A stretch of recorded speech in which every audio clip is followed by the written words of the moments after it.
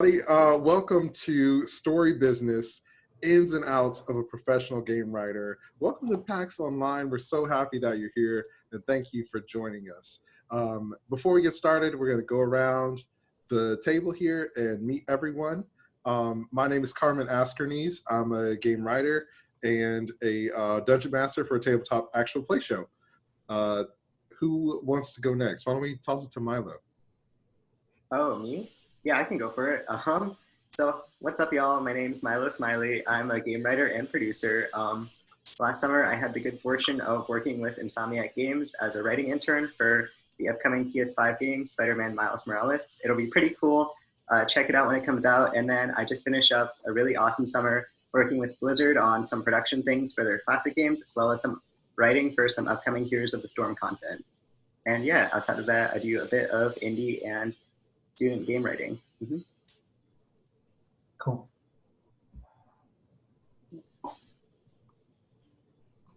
Awesome. Kelsey? I'm Kelsey Beecham. I'm the writer from Outer Wilds, and I'm currently working at Insomniac. And my most recent work has been on the DLC for the Outer Worlds. I know. So cool. How about you, Lucas? Yeah, my name is Lucas Laredo, and I'm a writer whose background is mostly in fiction and travel writing, but as of January, I began work as a narrative designer at Wolf Eye Studios, and I'm working on Weird West. Awesome. And Mallory?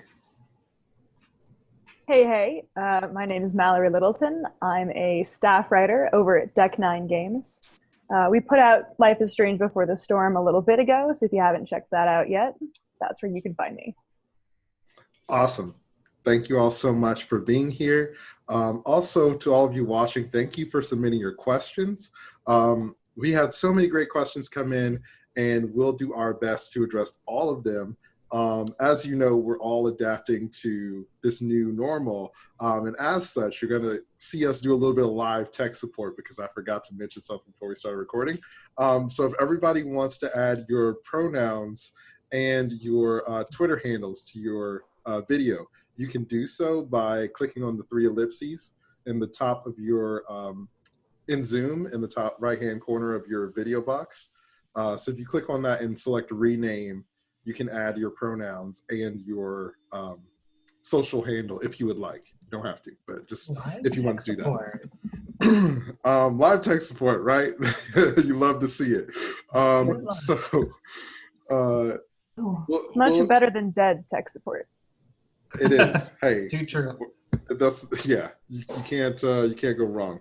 So as we read the questions out, I'll try to get your usernames right. Forgive me if I mess them up.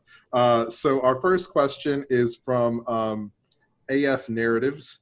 They ask, what are good ways to manage multiple projects at once? And what are best practices for prioritizing your projects?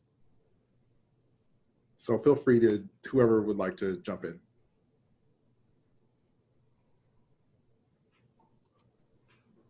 Well, Carmen, I know that you're doing freelance. I wonder if you have multiple projects. Or Kelsey, I know you two also, were you working on Outer Wilds and the Outer Worlds at the same time? I was not, no.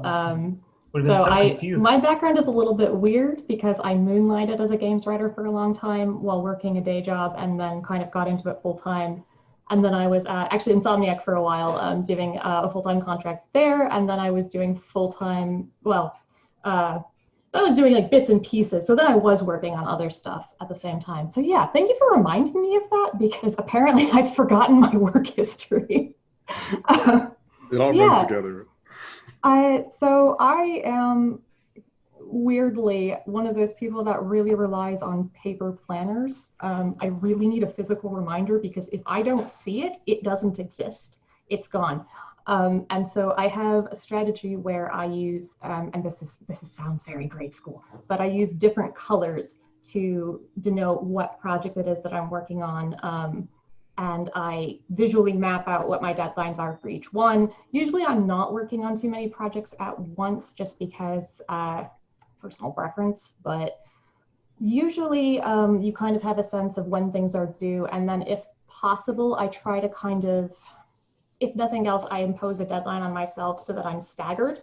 I've also found it really helps to build in buffer days if you can. I mean, that's just good scheduling in general. But then that way, if you've got one of your projects has gone a little sideways on you, you have that buffer day in there, so you don't have to go to your other client and say like, hey, so bad news, guys.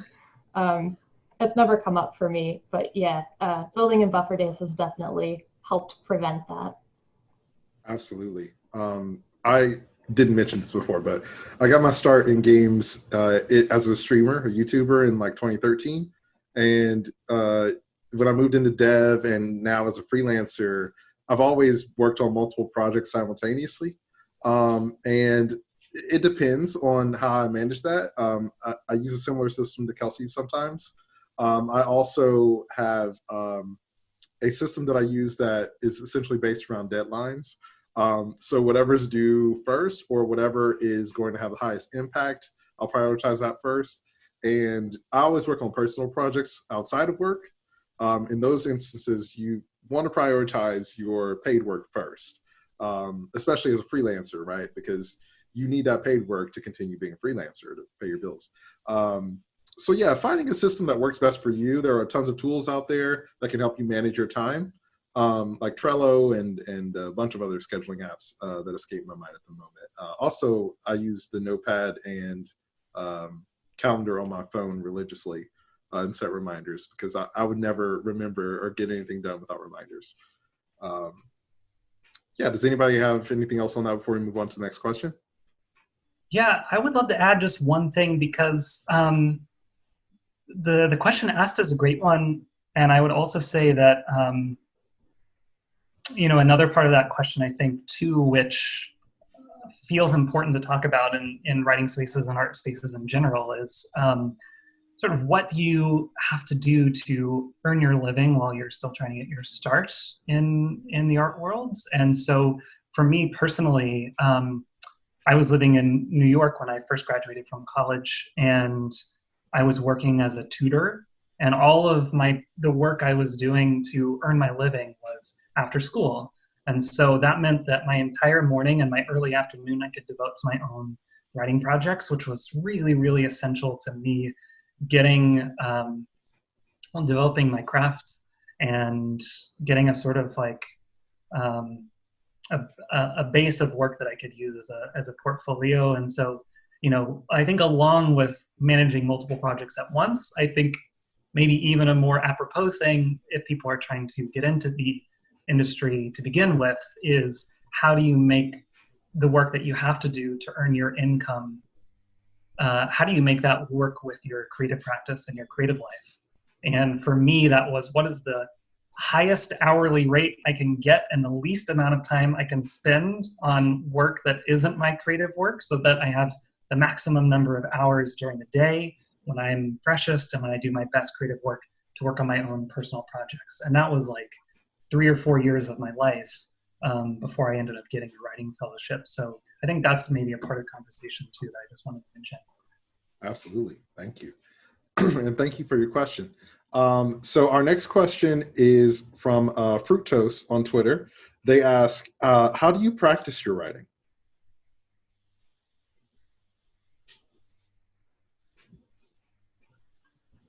Yeah, I'll go first. So one thing that I do is, so I have two parts of this. Like one thing I do is take a lot of classes. And I want to preface that by saying that I'm a person who hates school. And I've been trying to like analyze that about myself recently because I've graduated a while ago from graduate school, and I was thinking about like why do I hate school so much? And what I landed on is I hate school because to me there was no practical application for it.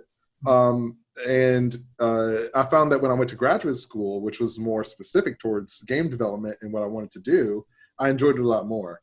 And now the classes that I take aren't centered around grades or learning how to pass the class, but learning how to master a particular craft or actually produce something that will be a resume piece or something that you could potentially create as a a valuable product.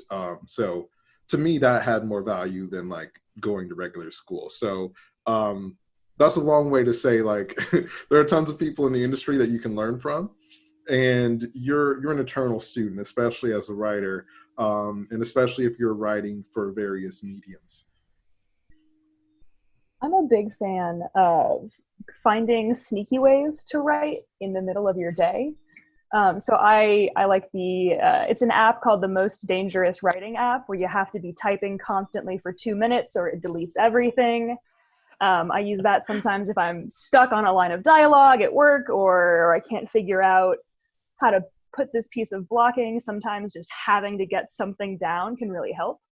But as far as practice goes, sometimes it's fun. You can sit down with a movie or a TV show that you really like, a scene that you really like, and particularly one where you have the screenplay available, and get the lines of dialogue memorized, look at the blocking, and sit down and try to write that scene from scratch as if you were writing it yourself. And then once you're done, you can compare it with the original work and compare and contrast and learn interesting tricks that way. I have a lot of these. I could go on for a very long time. Those are so great. I love I'd read a those. blog on that. You should do that. I also love the Most Dangerous Writing app. It's Oh nuts, gosh, man. the pressure is beautiful. It's amazing. Just blow it all up if you don't write fast enough. I came up through screenwriting, so a lot of the writing that I go to write, and a lot of the writing that I do for work is very similar to screenwriting for film. And I'm also a big fan of taking like one scene or one funny bit from my day and writing that scene as a script and finding ways to punch it up and make it more interesting, and just be thinking in that kind of visual space for me in screenwriting, or in that narrative space, or that fiction space.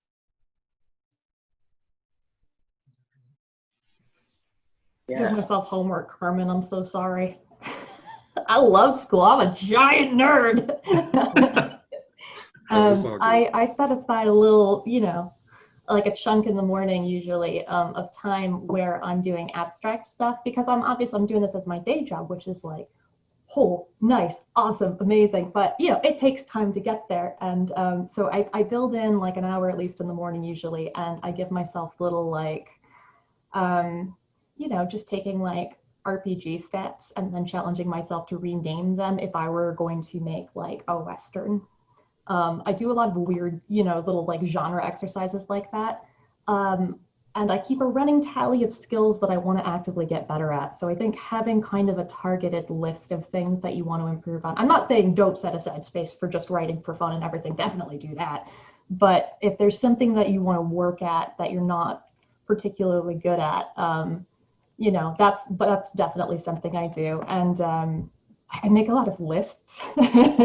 I've got a list going right now of words I am forbidden to type for the next like 48 hours or so, because I've used them too much today in writing. So it's I need the word so badly.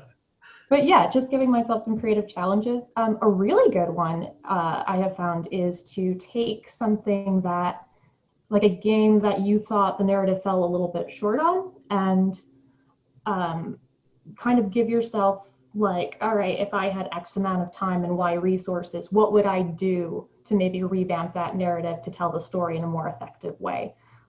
Because thinking critically about the games you're playing is, I think, hugely, it's just such a central part of what we do for work. So that's a big one. Yeah, cute. All of those are such good points. Especially, I want to add on to the last one a little bit.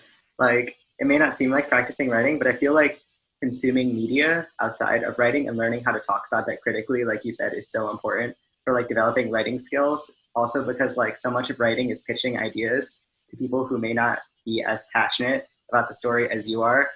Figuring out how to talk about media is just like such an important skill for practicing your writing, and it'll inform your writing indirectly as well, because you'll be able to see like what devices, pieces of media use well, or like how they characterize a certain thing or set up like a world. And I think that's like a really good way to practice if you don't want to just like dive in and do like new original concept every single time. And the other thing I think Kelsey brought up that's really worth talking about is that game writing really runs the gamut, from writing full scenes and entire narrative movements to having to come up with the name of the 300th revolver that you can find, and coming up with clever descriptions for that. So I think that's something that's really interesting about games, and something to keep in mind is that someone does have to write all that stuff, and it could be you. Yeah, I love that point, because I feel like I wrote in a number of different media before I was in games. I was writing a lot of prose, fiction, and nonfiction. I also wrote some plays and some short films, some immersive theater, all sorts of stuff. But I feel like game writing requires the most versatility out of any of the writing that I've done so far. And so I think that's why sort of like all of our suggestions, they sort of run the gamut. And even I think my suggestion, or one of the things that I can add to the great pool already for practicing writing, because I come from a prose background,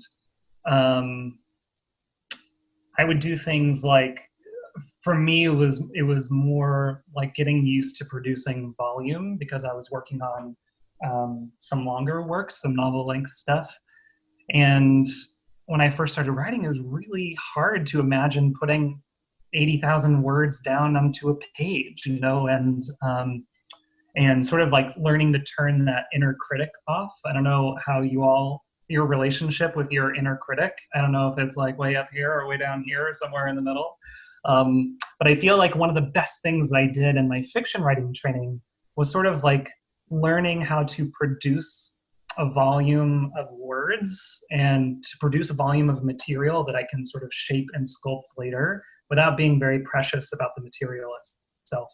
And so the ways that I did that were, I highly suggest, if anyone's feeling blocked, to either get the Most Dangerous Writing app, because that sounds amazing.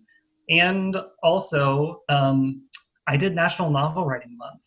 So I don't know if people are familiar with this. November is National Novel Writing Month, which is coming up in the not too distant future. And you write 50,000 words in 30 days, which requires 1,600 words every day, 7 days a week for a month. And because you're writing at such an incredible pace, I found it was the perfect thing in my young writing career to get me past the thought of writer's block as a thing that exists. I'm like, I just decided I wasn't going to operate that way. It's like, if I feel blocked, I'm just going to actually write 2,000 words of drivel, because at least the faucet's open and I can sort of write myself into something good maybe eventually, as opposed to just sitting there and looking at the blank page. So for me, I would say, in terms of like smaller writing exercises on a daily basis, I mean, for me, for years, I just wrote 1,000 words every day, 1,000 words every day, 5 days a week, like it was my job. And over the years, I feel like that really sort of like trained that muscle of production that's really, really served me well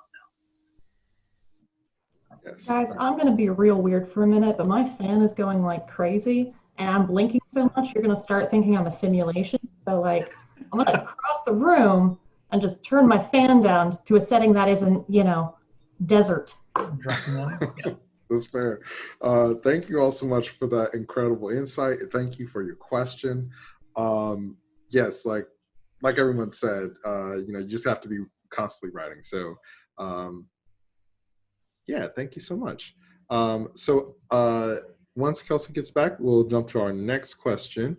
Awesome. So our next question is, what is a good way to break into game writing after college? And this is from Dumari Oliver on Twitter.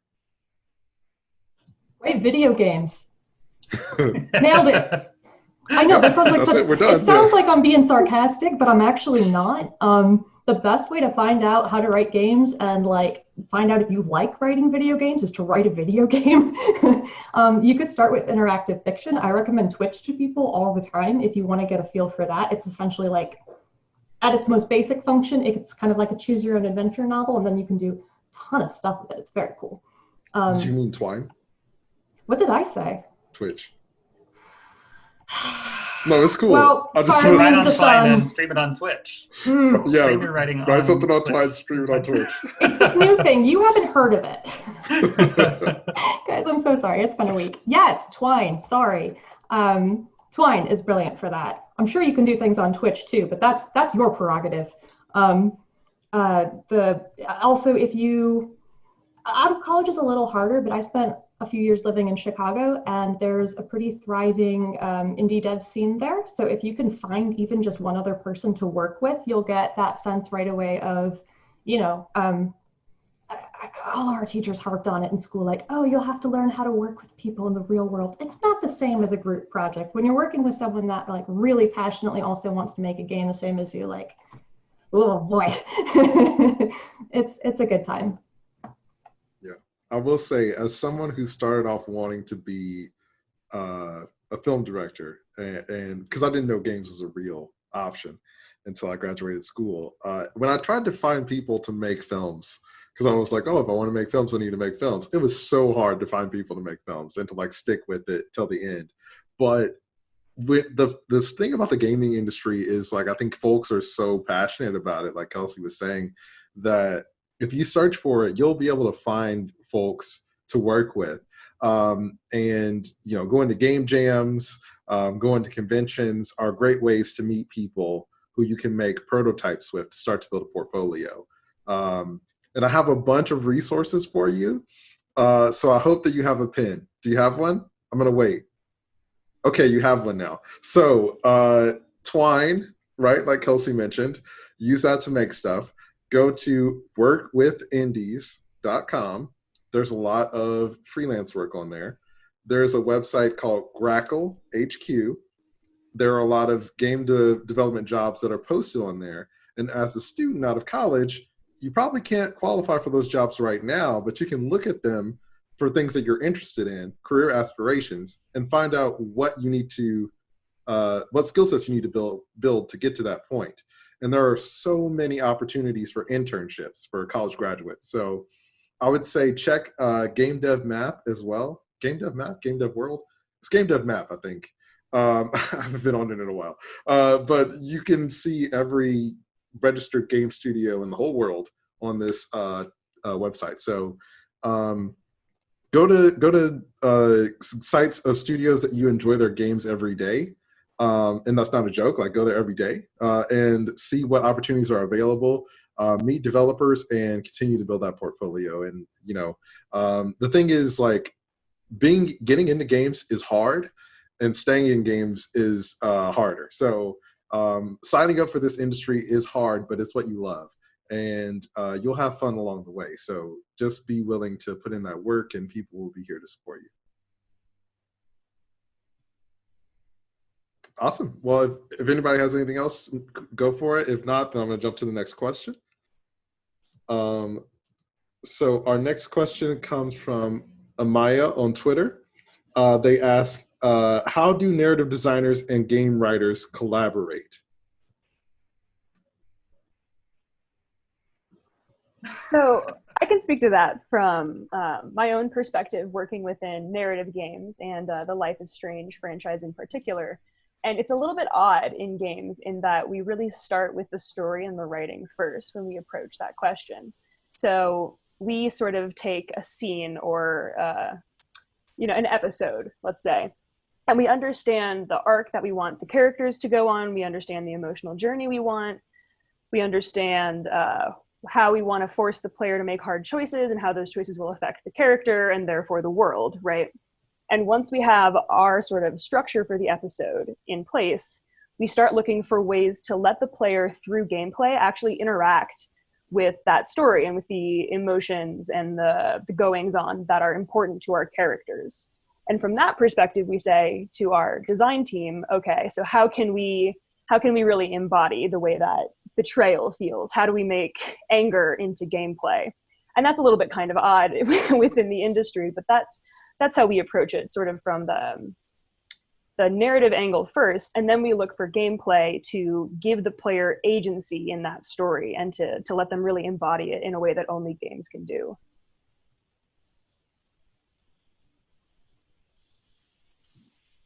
Awesome. Yeah, I just Probably, like to. Oh, sorry. Go for it. No, all I was going to say was that the weirdest part, I think, well, I don't know about the weirdest. One of the weirdest parts about our jobs as game writers is that relationship between writer or narrative designer and your other types of designers, your gameplay or area design or what have you, is that it's always going to be different from person to person and from project to project and from studio to studio. Gosh, so there's no one definitive model for what that looks like. And part of the job is kind of learning how to best interact with people in that way. And I think it's actually worth noting that if you're looking for a job at a game studio, try to look for one that has a model for that system that you like. Because ideally, I think the more interaction there is between writing and design, the better. And the more that the more they reflect each other, the more they're happening at the same time and evolving, I think the better your game is going to feel for the most part.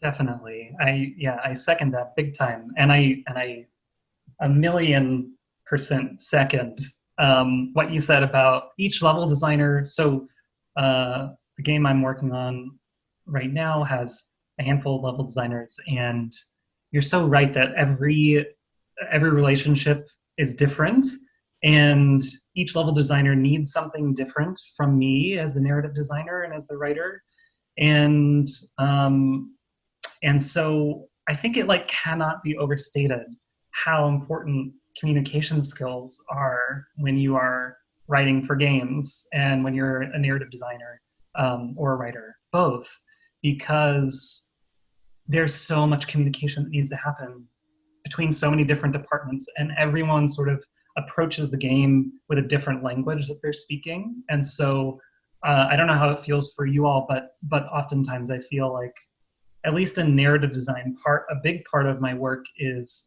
translating people's desires to other departments to make sure that we're all on the same page, and trying to keep the overall gameplay and story arc intermeshed, like Mallory was talking about, like this, and making sure that each department that sort of contributes to that we're all working towards that mesh of gameplay and story.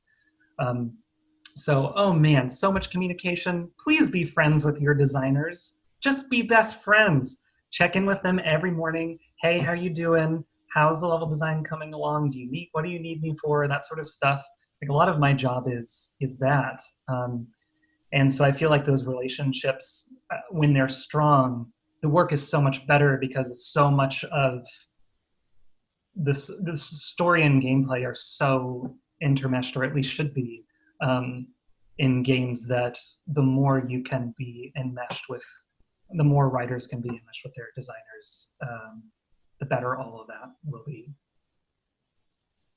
Yeah, 100%. All of that, so much. You definitely want to be best friends with everyone on the team if you can, just because I think writing touches every single department before it gets into a game. So it's you want to make sure everyone is on the same page about what a scene is meant to convey. I also feel like writing is always better when you have more people who have looked over it before it reaches something. So I don't know, you might be surprised. You might get a cool idea for a scene or a situation or a line of dialogue from the engineering team or the technical art team. I would definitely keeping those lines of communication open is honestly so incredibly important, while at the same time recognizing that you're going to be the key advocate for the story, no matter how narratively intense a game is. And you're going to be the one who has to convey the story and what happens in every single beat, making sure you're able to just show other people that, or just communicate that, I think is very key to the writer-designer relationship, especially. Absolutely. All devs are storytellers. Yeah, they are. Yes, really good points there. Thank you all so much for that insight. Thank you for your question.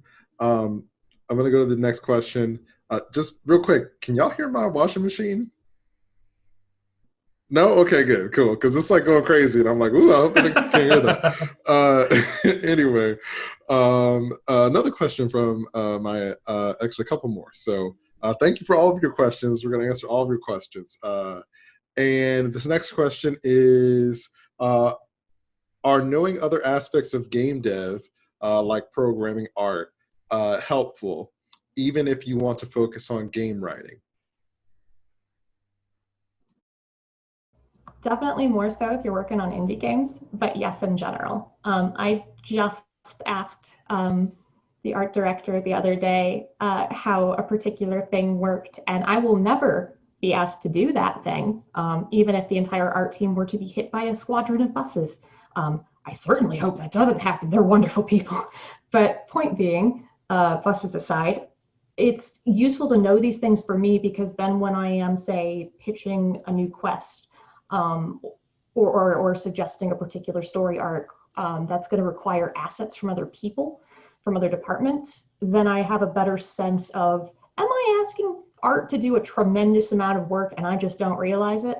Because sometimes what happens when you're pitching things, you accidentally pitch something where lighting is like, that is a nightmare, why would you say that? And the connecting bit between I have asked them to do something unreasonable and them saying no, sometimes you miss that bit in the middle. A lot of arcs in this meeting, man.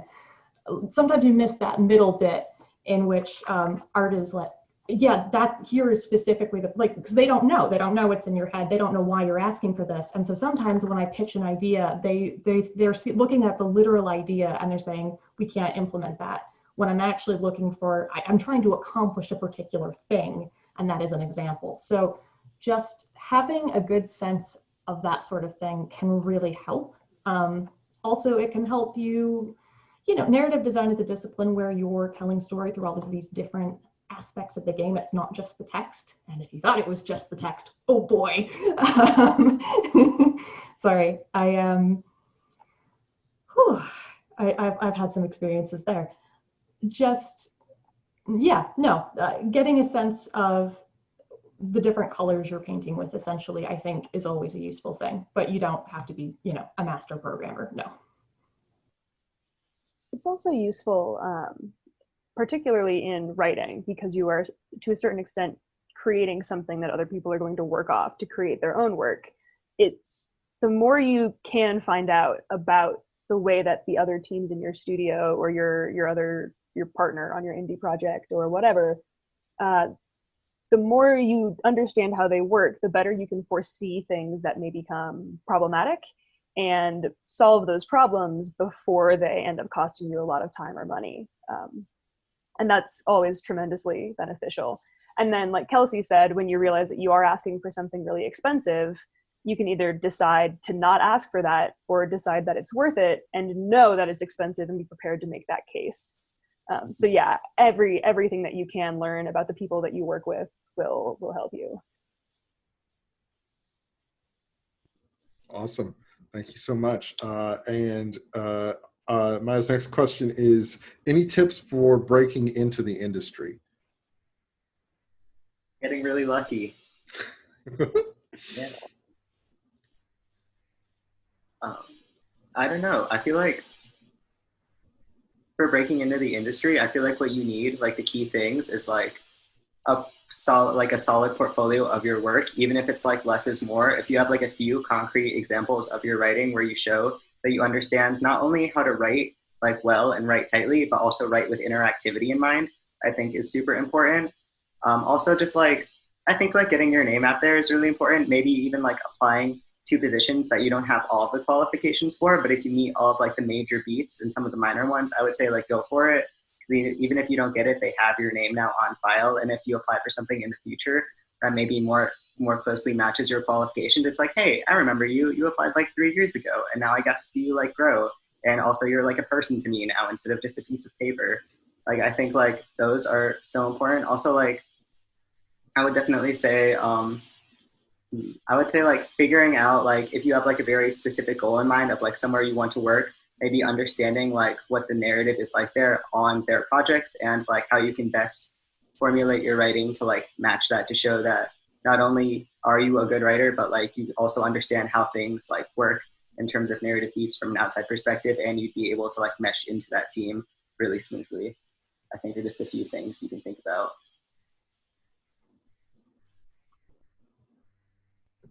I would love to add more to this, but my guess is that other folks on this call, I was going to say had a more traditional route to a game writing job, but there probably are no traditional routes to a game writing job. But it might be useful just for people to hear all the different kinds of routes there are, because I don't think there's any one. For instance, myself, I'm 30, and I got my first game writing job when I was 30. And before then, my whole life had been about writing prose. And then I got my master's degree in creative writing, and I took a game writing course from Susan O'Connor, who's incredible writer, wrote for BioShock and all sorts of stuff. And it was like,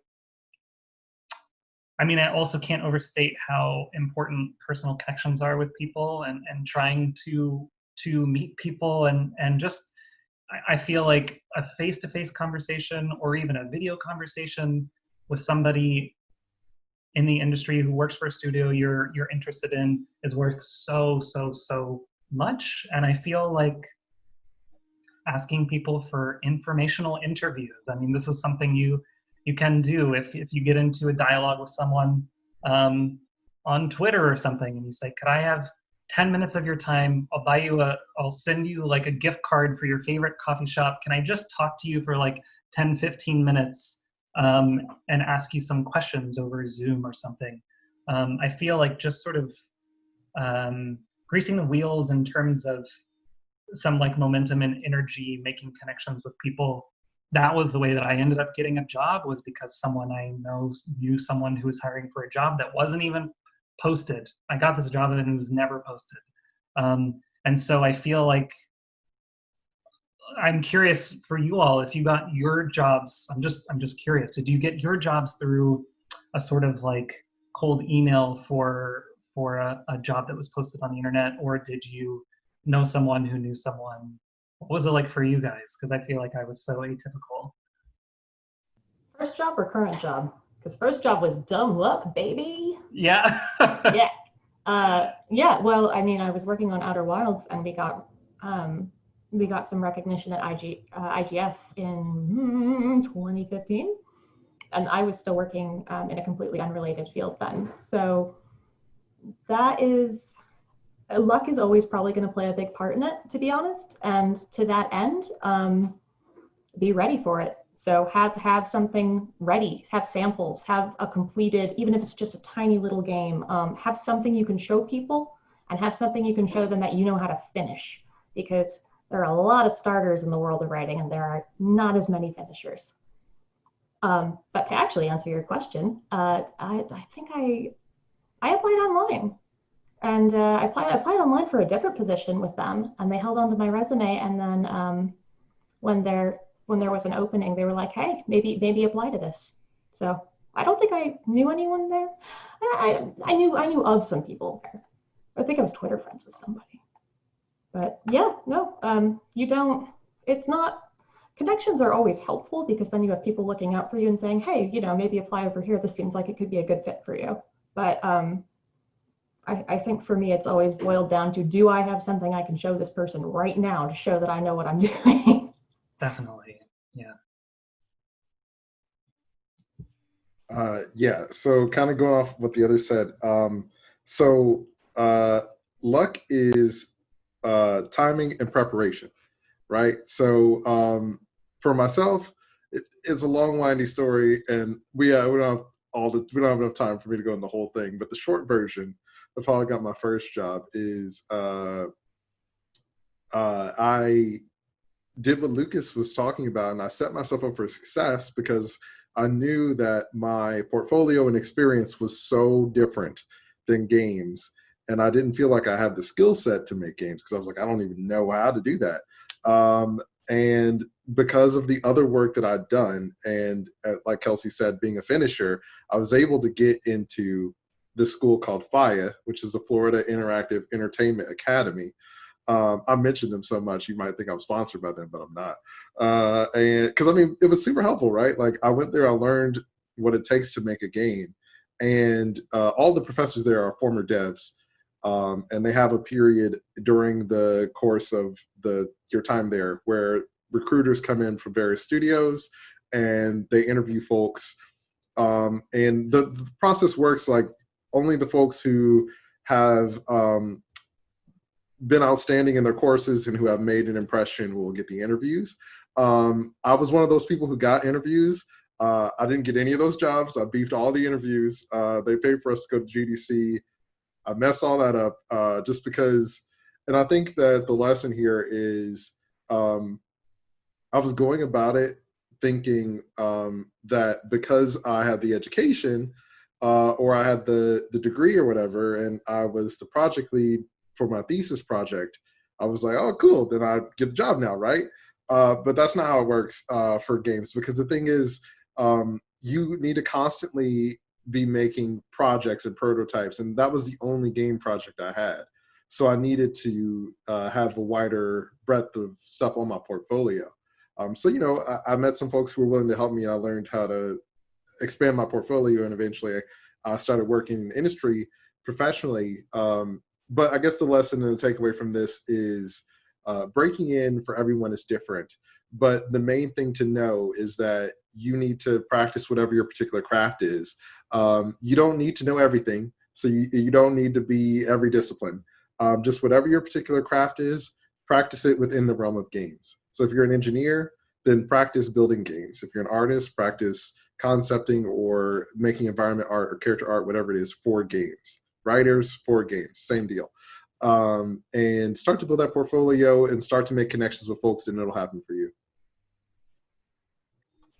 I think one of the most fascinating things for me is how diverse games as an industry is as far as career backgrounds, where I have people I work directly with every single day who have backgrounds in teaching, in journalism, in epidemiology, in you name it. And all of those different backgrounds are interesting and they add something new to your perspective. So if you have maybe kind of a not very straight and narrow career path to games, think about ways that you can actually lean into that and utilize that. How could that perspective make you a better dev? And think about that and try to leverage that really to the best of your abilities. I also just kind of want to parrot something that Lucas said about reaching out to folks and asking if they'll sit down and chat with you, because they will. And I would know because I've been on both sides of that call before. So it does happen. And it seems like a scary thing to do, like a crazy thing to do, but give it a shot. You never know.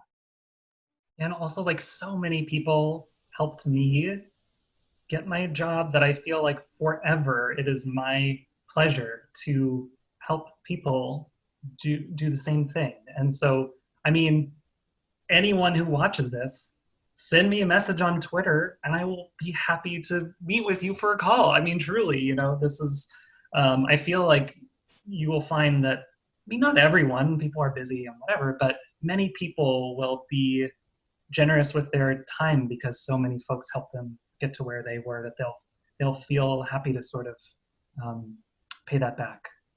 And I know that I am, for sure. Please do not send people the message, "What is your secret?" I will reply with a terrible secret.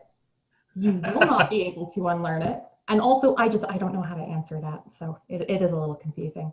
It might be worth mentioning, since Mallory makes an excellent point about diverse backgrounds, which is one of the very fun things about games, to learn that your coworker has like 12 telescopes in their backyard. And like, yeah, just fun things like that.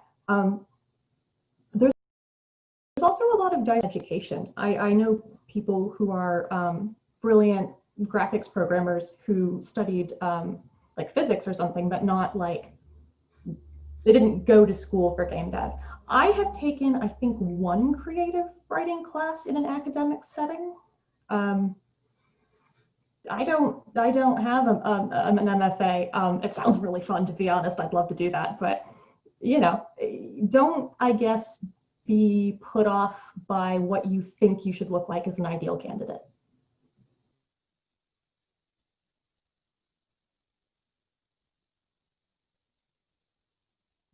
Yes, spot on. Thank you so much for all your insight, everyone, and thank you for that question.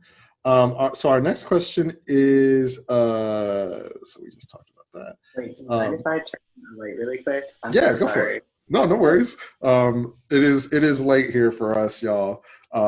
So Yeah, bear with us. Okay, so our next question is, does having more experience, even in small indie projects, increase your chances of getting hired for a game writer position or any narrative position? So we touched on this a little bit, but just I guess briefly to be more specific about this question. Yeah, I think it definitely helps a whole bunch. Like, even if it's not like a resume booster or something you don't want to put on your resume, being able to talk about team experiences that you've had, like good and bad, and how you worked through them and your process will be like so helpful if you get to like that interview phase and they want to hear more about your work. I definitely think it never hurts to like get more experience, even if you're not working on the most narrative heavy game. Like sometimes learning how to write on a game where story isn't the priority is a really important skill to learn and might pop up in your career path sooner than you think. Yeah, I definitely think there's no downer to working on indie games, indie projects, no matter how small the scope is. Awesome. Okay, and our next question, still from my, is do writers and level designers collaborate? And if so, how? Yes, they do. And Nailed it. All the time, every day, constantly. We're always on a Skype call. I mean, 24/7. I'm working with level designers for sure. Yeah, and I mean, just a little bit more. So, you know, it's the level designers' jobs to create the spaces in the game, and it's the writer's job to. I mean, again, this sort of goes back to what we were talking about earlier in terms of every level designer being different, because I have some level designers I work with who really, really thrive when I give them a lot of ideas for environmental storytelling. So like this space, let's have, you know, these pages scattered on the ground and a blood streak over here. Sorry, I'm working on Weird West. I'm only thinking about blood and werewolves and stuff. If you don't have blood conversations with your area designer, are you even working in video games? I don't think you are. Yeah, so, you know, sometimes level designers really, really, really love sort of like as many ideas as possible from me, and then they'll sort of pick what works, what they have the assets for, what sort of makes sense. But other level designers, I could say something like, okay, in this space, we need to communicate, we need to instill a sense of, we want the player to be scared in this space. We want it to be a scary space. And the one prompt is like, something really bad happened here 100 years ago.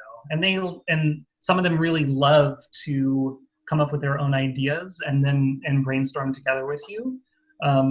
So it sort of varies, but yeah, the short answer is yes, definitely all the time. And it's many times a sort of back and forth where the writer is offering lots of ideas for how to bring story through the spaces and the various tools that the level designer has, and then the level designer coming back and saying, well, actually, if we do it this way, the flow of the space is going to be all messed up. There's going to be too many spaces where there's not enough interactivity. So we need some more interactivity. What if we can bring some of these gameplay mechanics in? I really want to use this gameplay mechanic. Can you think of a sort of a narrative around why this gameplay mechanic would be in this space? And it's a sort of back and forth like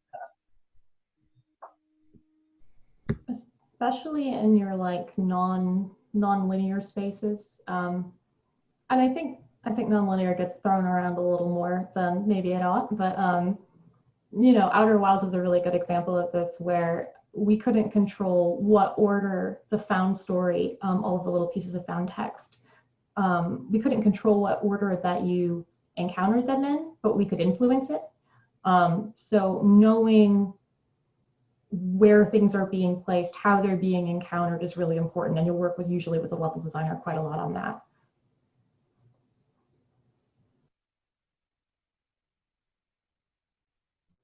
Awesome. Mallory, were you going to say something? I have a little brief thing, particularly in the world of adventure games and narrative games. A lot of, like, most of the interaction that your player is getting is through that look verb on various items around the space. And so that comes from your level designers and your environment artists populating a space to look interesting, and the story team can see a piece of GAC and decide that that's interesting and put a story on it. And now you're collaborating with those departments to make that into, like Lucas said, the kind of environmental storytelling. And then finally, that whole process, once everyone's happy with what we're doing, kind of ends with the character saying something. And in that way, you have a lot of departments working together on one tiny piece of the environment to tell a story with one line of VO and just an interesting object. And you're doing that 18, 20, 30 times, depending on how big your space is. So like Lucas said, it's just a constant collaboration. How can we make every little piece of this environment contribute to the game in a meaningful way? And there's just no way to do that without communication. Absolutely. So keeping with the theme of arcs, rounding out Act 1 of our talk here, the last question from Amaya. What is usually the format chosen when writing a game script? It's a good question. This question bothered me so much when I was taking my game writing course. All I wanted was to see a game writing script. I'm like, what does it look like? Tell me what it looks like. And no one knows. I think that it's a really interesting, this is a super interesting part of this industry. Like maybe every other form of writing has really established standards. There are books on the standards. Film is the easiest example, where there have been books on how to write an effective screenplay for years and years and years. There are amazing ones. There are some pretty agreed upon standards. Every film script looks exactly the same. I don't know how it is for you all, but in game writing, there are just so many different departments you're working with and so many different needs for what the text you write as a narrative designer that serves as the blueprint for other people to work from. It's because the narrative is non-linear. Sorry, Kelsey. But it is, like you were saying, I hate because it's not, because the player gets to choose how they interact with spaces. It doesn't, the narrative can't go straight down the page like this. It's not linear in space and time in that way. So the truth is, for me, a lot of my narrative design documents are flowcharts. It's a lot of flowcharts. So like, this happens, here's a space, and here's environmental storytelling in this space, and then here's a thing the player has to do to get to this objective. But if they do this, then here's this other thing. So a lot of times I map it out that way. Other times it'll be a straight Word document where I'll describe sort of like chapter of play by chapter of play. Here's the space, and here's a sort of short description of the space. Here are the things that the player can do in this space. Here are the interactable objects. Here are a lot of the verbs we're working with. Here's some of the story flavor of what's happening. And here's the ultimate objective for the space that the player needs to do before moving on to the next space. But I am so curious what everyone else does, because it does not seem like there's an agreed upon standard yet, to my knowledge. You want to get a good sense of what types, because it's all different types depending on need, basically. I've written essentially film scripts before. I'm guessing Milo probably has too. And I'm working right now in a proprietary editing system that Obsidian has that is dope. And that Carrie Patel and Dave Simchuk have a brilliant GDC talk on, I think from 2019. That's not the point. If you look at writers, a lot of writers for games will have online portfolios. And if you pull those up, you'll get a lot of really good examples of how you might format that information, both not only to convey to potential employers, but also like that. A lot of that comes from work we've generated during our time on particular games. So I think that's honestly, if you're looking to get a sense of what that might look like, or maybe the best way to format it, because there is no best way to format branching dialogue. I'll tell you that right now. I've used Twine. I've used like Word docs. It just, don't send anyone an XML file if they can't read XML files well. Don't do it. I made that mistake, and it worked out fine. But yeah, you can get a sense of it that way. It really takes a lot of different shapes. Yeah, like everyone Sorry, said. man, I was having a flashback for a second there. Oh no, it's all good. It's funny you mentioned the going to people's portfolio sites. Once upon a time in the West, there was this studio that I really loved named Telltale, and a mutual friend of ours worked there. And she had a writing sample on her website, and that's how I learned. Well, I assumed that that's what game scripts look like. What it looked like? I gotta know. It was actually, honestly, I don't remember. I feel like it looked like a Word doc that had like different choices lined out, and they were all color coded. It was super neat and organized. Way more organized than the stuff. Friend Mary Kenny. It was. She's fabulous. She's actually, so amazing. That's now my new advice. I changed my advice to go look at Mary Kenny's writing samples. Do it, yeah. Like solid advice. I don't know if she still has them up there, but at the time she did, and it was so helpful for me. But my experience has been a little different. I've always doubled as a designer. So I started as a designer, and then I actually became a game writer.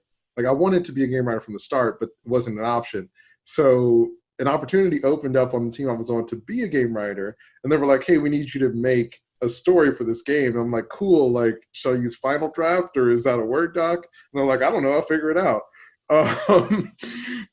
So being doubling as a designer, I also had to program it and put it in the game. So I just wrote the whole story in XML, which, like Kelsey was saying, is a nightmare because oh my gosh, if there's syntax errors, it breaks the whole thing and it's a whole mess.